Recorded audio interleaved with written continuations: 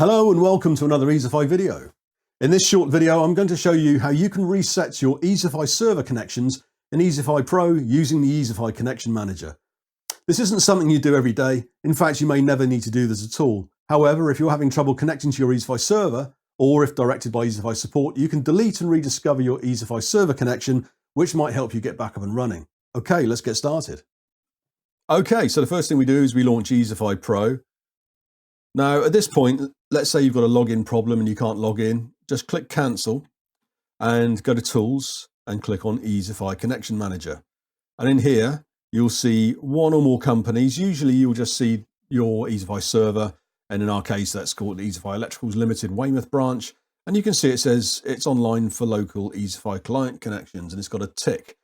That just means that the connection was okay at the time it was created. So what you can do in here is you can click on that connection. This is just a connection. This isn't a server itself. So this is just Easify Pro's knowledge of that Easify server.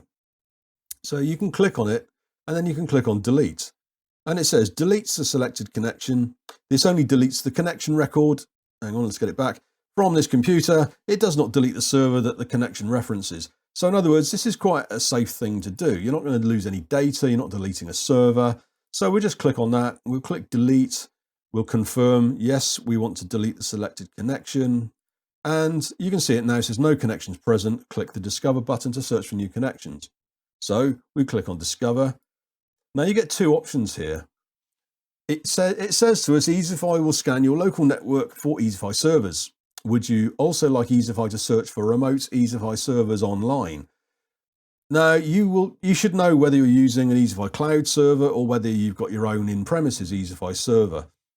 If you have an Easify cloud server subscription, then you would want to click yes here and do a remote discovery. But if you don't have an Easify cloud server subscription and you use Easify in-premises and you've got your Easify server installed on one of your local machines, to this question you would say no. Easify will then look for connections, and there you can see it's found Easify Electricals Limited Weymouth branch, and it's connected back up again. From that point, click OK, and then you should be able to log in as usual and use Easify.